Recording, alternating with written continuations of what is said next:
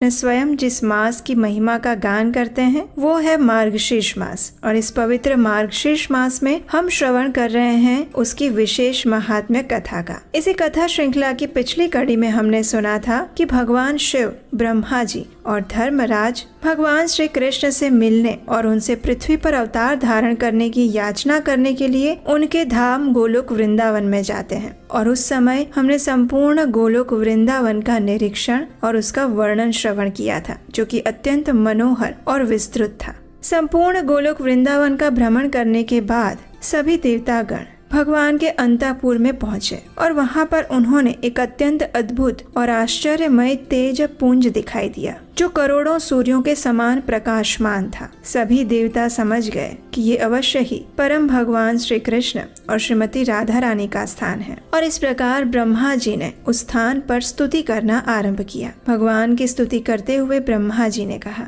जो वर, वरेण्य, वरद, वरदायकों के कारण और संपूर्ण प्राणियों की उत्पत्ति के हेतु हैं, उन तेजस स्वरूप परमात्मा को मैं नमस्कार करता हूँ। जो मंगलकारी, मंगल के योग्य, मंगल स्वरूप और समस्त मंगलों के आधार हैं, उन तेजोमय परमात्मा को मैं प्रणाम करता हूँ। जो सर्वत्र विद्यमान है, निर्लिप्त, आत्म स्वरूप, परात्पर, निरी और अतिवर्ग्य है, उन तेजस स्वरूप परमेश्वर को मैं नमस्कार करता हूँ। हे प्रभु, आप तेज स्वरूप परमात्मा को नमस्कार है। जो सगुण रूप है वही लक्ष्य होता है और विद्वान पुरुष उसी का वर्णन कर सकते हैं, परंतु आपका रूप अलक्ष्य है, अतः मैं उसका वर्णन कैसे कर सकता हूँ। आप सबके साक्षी हैं, लेकिन आपका साक्षी कोई नहीं। आप तेजोमय परमेश्वर को मेरा बारंबार नमस्कार है।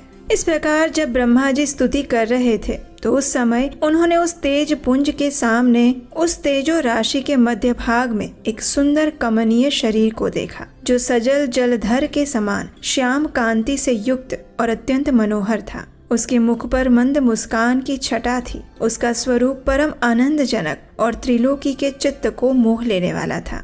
अग्नि से शुद्ध दिव्य पीताम्बर से उस श्री विग्रह की अपूर्व शोभा बढ़ रही थी, और वो और कोई नहीं अपितु स्वयं भगवान श्री कृष्ण थे। उसी तेज पुंज में उन देवताओं ने मनोहर अंग वाली अत्यंत दैदीप्यमान श्रीमती राधा रानी को भी देखा, जो अपनी मंद मुस्कान के साथ अपनी ओर देखने वाले सभी को निहार रही थी। उन श्रेष्ठ परमेश्वर और सुंदरी परमेश्वरी का दर्शन करके सभी देवताओं को अत्यंत आश्चर्य हुआ। उनका हृदय कृतज्ञता से और भक्ति भाव से छलक उठा। उनके संपूर्ण मनोरथ पूर्ण हो गए, और इसीलिए फिर एक बार तीनों देवताओं ने भगवान की इस प्रकार स्तुति की। ब्रह्मो उवाच तव चरण सरोजे मन्मनश्चञ्चरीको भ्रमतु सततमीश प्रेम भक्त्या सरोजे भवन मरण रोगात् पाहि शान्त्यौषधेन सुदृढ़ सुपरिपक्वां देहि भक्तिं च दास्यम्।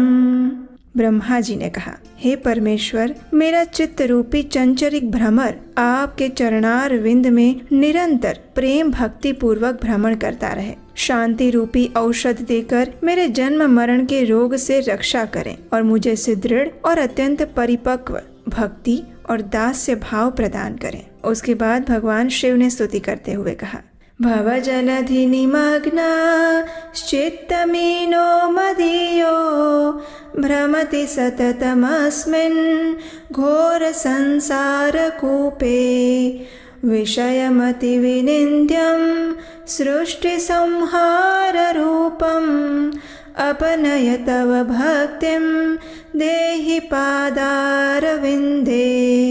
हे प्रभु, भव सागर में डूबा हुआ मेरा चित्त रूपी मत्स्य सदा ही इस घोर संसार रूपी कूप में चक्कर लगाता रहता है। सृष्टि और संहार यही इसका अत्यंत निंदनीय विषय है। आप इस विषय को दूर कीजिए और अपने चरणार विंद की भक्ति प्रदान कीजिए। अब आगे धर्मराज ने कहा, तव निज जन सार्ध्वं संगमो में सदैव भवतु विषय बंध छेदने तीक्ष्ण खड्ग तव चरण सरोजे स्थान दानैक हेतु जनुषि जनुषि भक्तिं देहि पादारविंदे। हे मेरे ईश्वर, आपके आत्मीय जनों के साथ मेरा सदा समागम होता रहे, जो विषय रूपी बंधन को काटने के लिए तीखी तलवार का काम देते हैं तथा आपके चरणार विंदों में स्थान दिलाने का एकमात्र हेतु हैं। आप जन्म जन्म में मुझे अपने चरणार विंदों की भक्ति।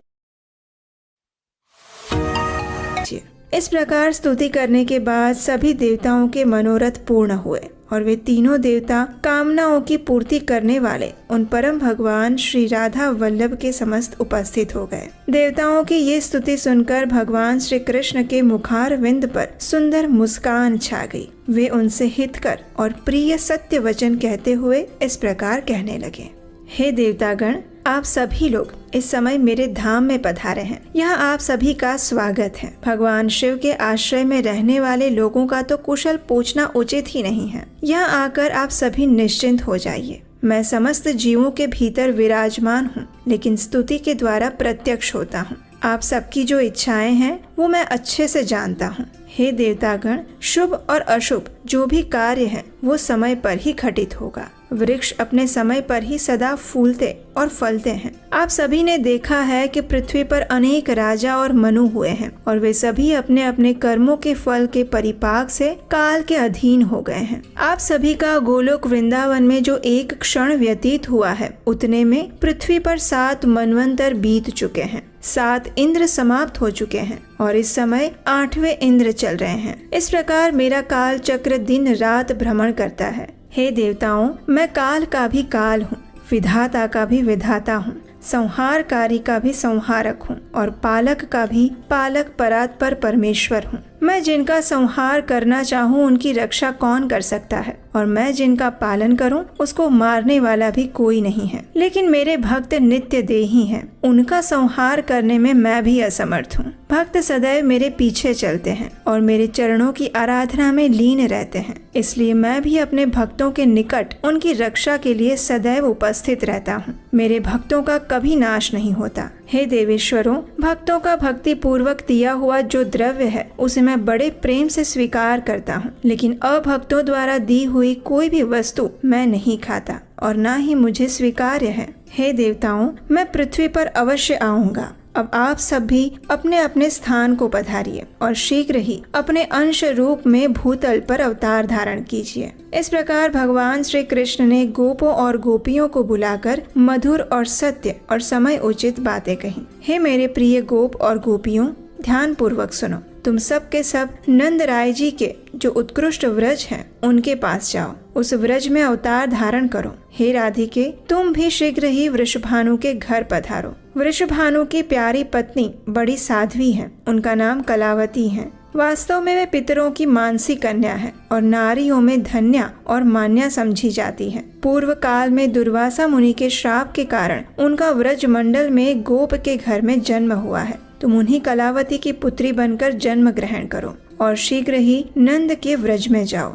मैं बालक रूप से वहां आकर तुम्हें प्राप्त करूंगा। हे राधे, तुम मुझे प्राणों से भी अधिक प्रिय हो और मैं भी तुम्हें प्राणों से बढ़कर प्यारा हूँ। हम सदैव एक रूप हैं। इस कथा को आगे बढ़ाते हुए नारायण ऋषि ने कहा, हे मुने, ये सुनकर श्री राधा ने प्रेम से विवल होकर रुदन करना शुरू कर दिया और फिर अपने सुंदर नेत्रों द्वारा भगवान श्री कृष्ण के मुख चंद्र की सौंदर्य सुधा का पान करने लगी। भगवान श्री कृष्ण की आज्ञा पाते ही सभी गोप और गोपियों ने देखा कि एक उत्तम रथ वहां पर आ गया। वो श्रेष्ठ मणि रत्नों के सार तत्व और सुंदरता से विभूषित था। पारिजात पुष्पों के हारों से उसे सजाया गया था और वो सुंदर विमान अनुपम तेज पुंजमय दिखाई दे रहा था। उस विमान में एक श्याम सुंदर कमनीय पुरुष दृष्टिगोचर हुए, जिनके हाथों में शंख, चक्र, गदा और पद्म शोभा पा रहे थे। उन्होंने सुंदर पीतांबर धारण किया था। उनके श्री अंग चंदन, अगरू, कस्तूरी और केसर के अंग राग से अलंकृत थे।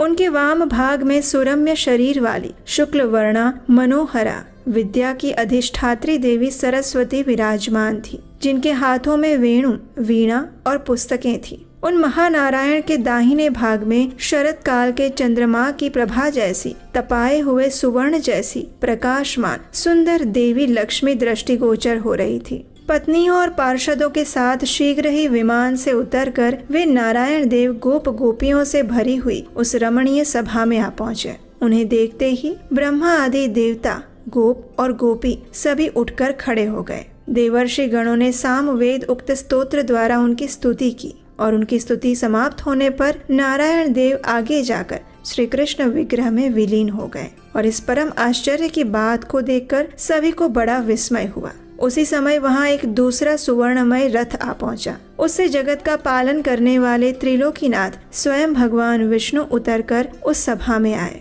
उनकी भी 4 भुजाएं थीं। वनमाला से विभूषित पीताम्बरधारी संपूर्ण अलंकारों की शोभा से वे संपन्न थे। उन्हें देखकर भी सभी लोगों ने उठकर उन्हें प्रणाम किया, उनका स्तवन किया और उसके बाद वो भी श्री राधिका वल्लभ के श्री कृष्ण शरीर में लीन हो गए। भगवान श्री विष्णु के कृष्ण विग्रह में विलीन होने के बाद वहाँ तुरंत ही शुद्ध स्फटिक मणि के समान गौर वर्ण वाले संकर्षण पुरुष पधारे। उनके सहस्त्रों मस्तक थे, वे 100 सूर्यों के समान दैदीप्यमान हो रहे थे।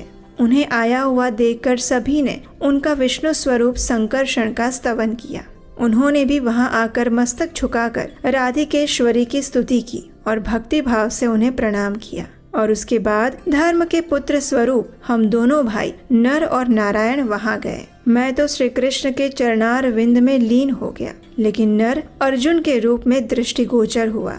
इसी बीच देवताओं ने वहां दूसरा एक उत्तम रथ देखा जो सुवर्ण सार तत्व का बना हुआ था। भगवान शंकर की प्रसन्नता के लिए विश्वकर्मा ने यत्न पूर्वक उस दिव्य रथ का निर्माण किया था। वो 50 योजन ऊंचा और 4 योजन विस्तृत था। उसमें भांति भांति के आयुध शोभा पा रहे थे। उस विमान में बैठी हुई मूल प्रकृति ईश्वरी देवी दुर्गा को सभी देवताओं ने देखा, जो रत्नमय अलंकारों से विभूषित थीं। उस रथ से उतरकर पुत्रों सहित देवी ने भी विनम्रता पूर्वक भगवान श्री कृष्ण को प्रणाम किया और फिर एक श्रेष्ठ आसन पर बैठ गई। उसके बाद भगवान गणेश और कार्तिकेय ने परात्पर श्री कृष्ण, भगवान शिव, धर्म, संकर्षण और ब्रह्मा जी को भी प्रणाम किया। उस समय सभी देवता और देवी उस सभा में श्री हरि के सामने बैठ गए। उन्हें देखकर अनेक गोप और गोपियां आश्चर्य से देखने लगे और फिर भगवान श्री कृष्ण ने कहा, हे देवी लक्ष्मी, आप नाना रत्नों से संपन्न भीष्मक के राजभवन में जाइए और वहां विदर्भ देश की महारानी के उदर से जन्म धारण कीजिए। मैं स्वयं कुंडिनपुर में जाकर आपका पानी ग्रहण करूंगा। उसके बाद जगदीश्वर श्री कृष्ण ने पार्वती देवी से कहा, सृष्टि और संहार करने वाली कल्याणमयी महामाया स्वरूपिणी देवी, हे शुभे, आप अंश रूप से नंद के व्रज में जाएं और वहां नंद के घर में यशोदा के गर्भ से जन्म धारण करें। मैं भूतल पर गांव गांव में तुम्हारी पूजा करवाऊंगा। समस्त भूमंडल में, नगरों और वनों में मनुष्य वहां की अधिष्ठात्री देवी के रूप में भक्ति भाव से आपकी पूजा करेंगे। आनंद पूर्वक नाना प्रकार के द्रव्य और दिव्य उपहार आपको प्रदान करेंगे। हे शिवे, आप ज्यों ही भूतल का स्पर्श करेंगी त्यों ही मेरे पिता वसुदेव यशोदा के सूतिका गार में जाकर मुझे वहां स्थापित कर देंगे और फिर आपको लेकर वापस आ जाएंगे। कंस का साक्षात्कार होने मात्र से आप पुनः शिव के समीप चली जाएंगी और मैं भूतल का भार उतार कर अपने धाम में वापस आऊंगा। उसके बाद भगवान श्री कृष्ण ने स्कंद से कहा, हे वत्स सुरेश्वर, तुम अंश रूप से भूतल पर जाओ और जाम्बवती के गर्भ से जन्म ग्रहण करो। सभी देवता अपने अंश से पृथ्वी पर जाएं और जन्म ले। मैं निश्चय ही पृथ्वी का भार हरण करूंगा। इस प्रकार कहकर भगवान राधिकानाथ श्रेष्ठ आसन पर बैठ गए और तब ब्रह्मा जी ने हाथ जोड़कर अत्यंत विनय पूर्वक भगवान श्री कृष्ण से पूछा, हे प्रभु, इस सेवक के निवेदन पर जरा ध्यान दीजिए। आज्ञा कीजिए कि भूतल पर किसके लिए कहाँ स्थान होगा। सेवक वही है जो सदा भक्ति भाव से प्रभु की आज्ञा का पालन करता है। तो कृपया आप मुझे ये बताइए कि कौन देवता किस रूप से अवतार लेंगे, देवियां भी किस कला से अवतीर्ण होंगी, भूतल पर कहाँ किसका निवास स्थान होगा और वो किस नाम से ख्याति प्राप्त करेगा। ब्रह्मा जी की बात सुनकर भगवान श्री कृष्ण ने उत्तर दिया, हे ब्रह्मन, जिसके लिए जहाँ स्थान होगा वो विधिवत मैं बता रहा हूँ। सुनो, कामदेव रुक्मिणी के पुत्र होंगे और शंबरासुर के घर में जो छाया रूप से स्थित है वो सती मायावती के नाम से प्रसिद्ध रति उनकी पत्नी बनेगी। आप उन्हीं रुक्मिणी नंदन प्रद्युम्न के पुत्र बनेंगे और आपका नाम अनिरुद्ध होगा। भारती शोणितपुर में जाकर बाणासुर की पुत्री होगी। जगदीश्वर अनंत देवकी के गर्भ से आकृष्ट रोहिणी के गर्भ से जन्म लेंगे। माया द्वारा उस गर्भ का संकर्षण होने से उनका नाम संकर्षण होगा। सूर्य पुत्री यमुना गंगा के अंश के साथ भूतल पर कालिंदी नाम वाली पटरानी बनेगी। तुलसी आधे अंश से राजकन्या लक्ष्मणा के रूप में अवतीर्ण होगी। वेद माता सावित्री नग्नजीत की पुत्री सती सत्या के नाम से प्रसिद्ध होगी। वसुधा सत्यभामा और देवी सरस्वती शैव्या बनेंगी। रोहिणी राजकन्या मित्र वृंदा होगी। सूर्य पत्नी संज्ञा अपनी कला से जगत गुरु की पत्नी रत्नमाला बनेगी। स्वाहा अपने एक अंश से सुशीला के रूप में अवतीर्ण होगी। ये रुक्मिणी आदि 9 स्त्रियां हुई। इसके अतिरिक्त पार्वती अपने आधे अंश से जाम्बवती होगी और ये 10 पटरानियां होंगी। समस्त देवताओं के अंश भूतल पर जाएं। वे राजकुमार होकर युद्ध में मेरे सहायक बनेंगे। कमला की कला से 16,000 राजकन्याएं प्रकट होंगी और वे सब की सब मेरी रानियां बनेंगी। वे धर्मदेव अंश रूप से पांडुपुत्र युधिष्ठिर होंगे। वायु के अंश से भीमसेन का और इंद्र के अंश से साक्षात अर्जुन का प्रादुर्भाव होगा।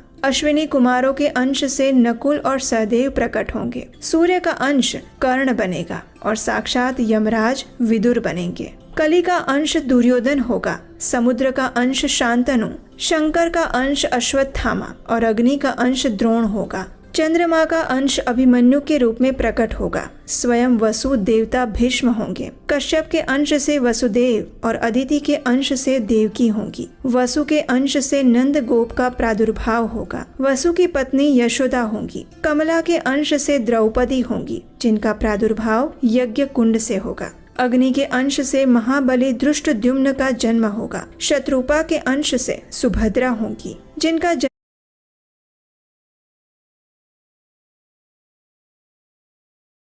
देवकी के गर्भ से होगा। देवता लोग भारहारी होकर अपने अंश से पृथ्वी पर अवतीर्ण होंगे और इसी प्रकार देव पत्नियां भी अपनी कला से भूतल पर जाएंगी। हे नारद मुनि, ऐसा कहकर भगवान श्री कृष्ण चुप हो गए और ये सारा वृतांत सुनकर प्रजापति ब्रह्मा वहां अपने स्थान पर बैठ गए। और उस समय ब्रजेश्वरी श्री राधिका ने कहा, हे नाथ, मैं कुछ कहना चाहती हूँ, कृपया आप इस दासी की बात को भी सुनिए। मेरे प्राण चिंता से निरंतर जल रहे हैं। चित्त चंचल हो रहा है। आपकी ओर देखते समय मैं पल भर के लिए भी आंख बंद करने या पलक मारने में असमर्थ हो जाती हूँ। फिर प्राणनाथ, आपके बिना भूतल पर अकेली मैं कैसे जाऊंगी? आप मुझे कृपया सत्य कहें, वहाँ गोकुल में कितने काल के पश्चात आपके साथ मेरा अवश्य मिलन होगा? आपको देखे बिना एक निमेष भी मेरे लिए 100 युगों के समान है। वहाँ मैं किसे देखूंगी? कहाँ जाऊंगी? कौन मेरी रक्षा करेगा? आपके सिवा दूसरे किसी पिता, माता, भाई, बंधु, बहन, पुत्र का मैं क्षण भर भी चिंतन नहीं करती।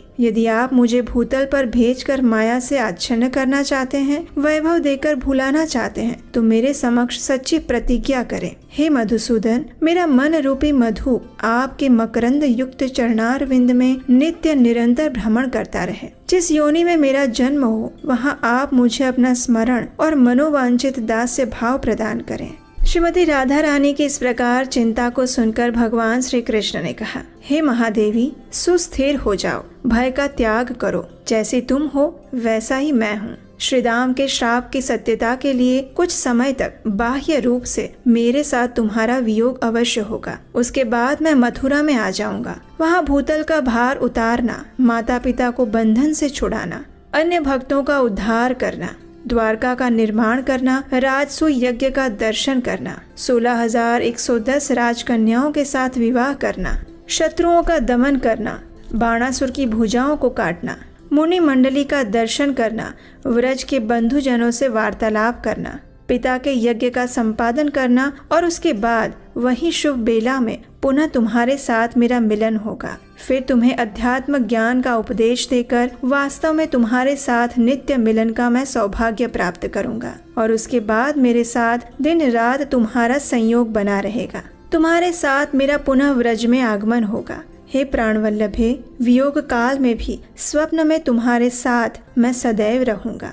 इस प्रकार श्रीमती राधा रानी को आश्वस्त करने के बाद भगवान श्री कृष्ण ने सभी देवताओं और देवियों से कहा, हे देवतागण, अब आप सभी लोग भावी कार्य की सिद्धि के लिए अपने अपने स्थान को पधारें। इस प्रकार सभी देवतागण देवी लक्ष्मी, सरस्वती और श्री राधिका सहित पुरुषोत्तम श्री हरि को भक्ति भाव से प्रणाम करके सभी देवता आनंद पूर्वक अपने अपने स्थान को चले गए। भगवान ने जिस कार्य का आयोजन किया था उसे सफल बनाने के लिए व्यग्रता पूर्वक वे भूतल पर पधारने लगे। उसके बाद परमेश्वरी राधा ने प्रभु की 7 बार परिक्रमा की। 7 बार प्रणाम करने के बाद पुनः उनके सामने उपस्थित हुई और उतने में ही करोड़ों गोप गोपियों का समूह वहां आ पहुंचा। उन सबके साथ श्री राधा ने पुनः श्री कृष्ण को प्रणाम किया और उसके बाद वे भूतल के लिए प्रस्थान कर गई। सभी लोग श्री हरि के बताए हुए स्थान नंद गोकुल को गए और फिर राधा रानी ने वृषभानु के घर में और गोपियां तथा अन्य अन्य गोपों के घर में गए।